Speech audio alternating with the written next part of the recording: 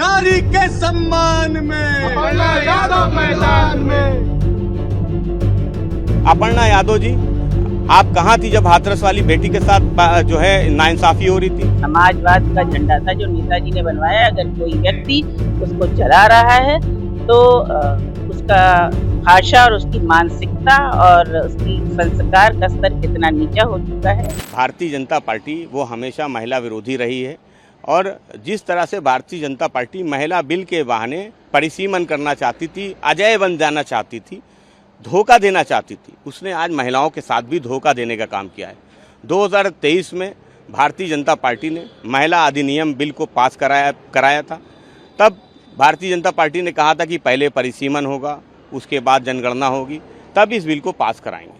तो अब ऐसी क्या परिस्थितियां हुई, ऐसा क्या बदलाव आया कि भारतीय जनता पार्टी 3 दिन का विशेष सत्र बुलाती है और महिला बिल के बहाने परिसीमन को पास करा लेना चाहती है बिना जनगणना कराए। तो भारतीय जनता पार्टी ने देश की महिलाओं के साथ धोखा दिया है। जिस 2023 के अधिनियम अध्यादेश को भारतीय जनता पार्टी ने पास कराया था 2023 में, उसका नोटिफिकेशन अभी 2 दिन पहले किया है। तो धोखा कौन दे रहा है महिलाओं के साथ? कौन उत्तर प्रदेश के लोकसभा चुनाव में केवल 6 टिकट देता है, समाजवादी पार्टी 12 टिकट देती? कौन जो बंगाल का चुनाव है उस चुनाव में 27.1% जो टिकट हैं वो टीएमसी देती महिलाओं की, वो 11% टिकट केवल भारतीय जनता पार्टी देती। तो महिलाओं की राजनीतिक भागीदारी भारतीय जनता पार्टी देना नहीं चाहती, केवल दिखावा करना चाहती। महिला बिल के बहाने वो परिसीमन करना चाहती थी। समाजवादी पार्टी कहीं भी महिला बिल के विरोध में नहीं है। तो समाजवादी पार्टी कह रही कि इसी परिवार से उनकी पहचान थी। कि समाजवादी पार्टी ये बात नहीं कह रही, कोई व्यक्ति इस बात को कह रहा होगा। समाजवादी पार्टी समझती है कि अगर जो भाजपा नेत्री हैं उनके नाम के पीछे से परिवार हटा दिया जाए, पार्टी हटा दी जाए, तो उनके पहचान का संकट आ जाएगा। किसी भी व्यक्ति को अगर उनकी विचारधारा अलग है तो सबको बाबा साहब के संविधान ने अधिकार दिया है कि वो अपनी बात कह सकती, विरोध कर सकती। लेकिन किसी राजनीतिक दल का झंडा जलाना, जिससे करोड़ों कार्यकर्ताओं की, नेताओं की भावनाएं जुड़ी होती हैं, आप उन भावनाओं का आहत कर रही हैं। और फिर अपर्णा यादव जी, आप कहाँ थी जब हाथरस वाली बेटी के साथ जो है नाइंसाफ़ी हो रही थी? जब कुलदीप सेंगर खुलेआम घूम रहा था, आप कहाँ थी? तब आप नज़र नहीं आती। लखनऊ में एक बच्ची के साथ बलात्कार हो गया था, आप कहाँ थी? आपने महिलाओं के लिए क्या आवाज़ उठाई, महिलाओं के लिए क्या काम किया? तो भारतीय जनता पार्टी केवल दिखावा करती है। भाजपा से जुड़े हुए जो लोग हैं वो महिलाओं का जब कोई मुद्दा आता है तो उस पर चुप हो जाती हैं। अपर्णा यादव जी लोकसभा चुनाव में नहीं पूछती कि केवल 6 टिकट आपने क्यों दिए। अपर्णा यादव जी नहीं पूछती कि बंगाल में आपने केवल 11% टिकट क्यों कैसे दिए, आप फिर कैसे रिजर्वेशन की बात करें। तो बहुत से सवाल हैं जिन सवालों का जवाब भारतीय जनता पार्टी के पास नहीं है।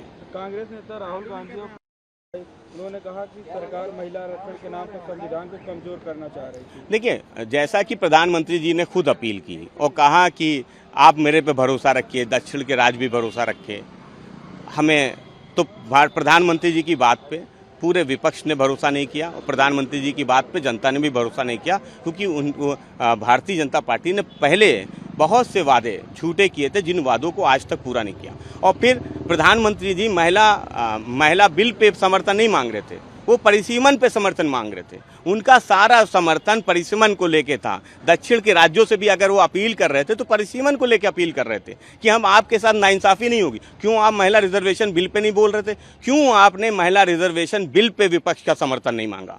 आप परिसीमन करना चाहते थे, आप अजय बनना चाहते थे और विपक्ष आपको अजय नहीं बनने देगा। ये लोकतंत्र है, बाबा साहब का संविधान है, इस संविधान के साथ कोई छेड़छाड़ नहीं हो सकती।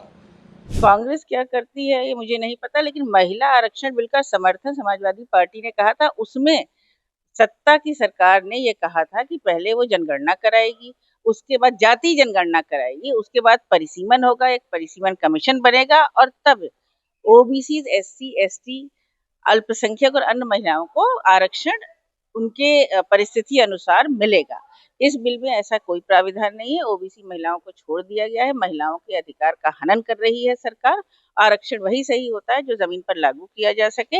ये परिसीमन लाने का बिल था जिससे वो सीटें बढ़ा करके अपना तानाशाही सत्ता में कायम रहना चाहते थे। हम अपने संविधान पे, अपने संघीय ढांचे पे कोई आंच नहीं आने देंगे और हम इस तरह का परिसीमन का विरोध करते हैं और वही हमने किया। महिला आरक्षण बिल पास हो चुका है उसको लागू करें।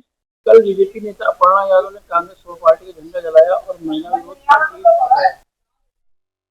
देखिए ये एक विचारधारा का झंडा था, समाजवाद का झंडा था जो नेताजी ने बनवाया। अगर कोई व्यक्ति उसको जला रहा है तो उसका भाषा और उसकी मानसिकता और उसकी संस्कार का स्तर कितना नीचा हो चुका है, मैं यही कहना चाहती हूँ।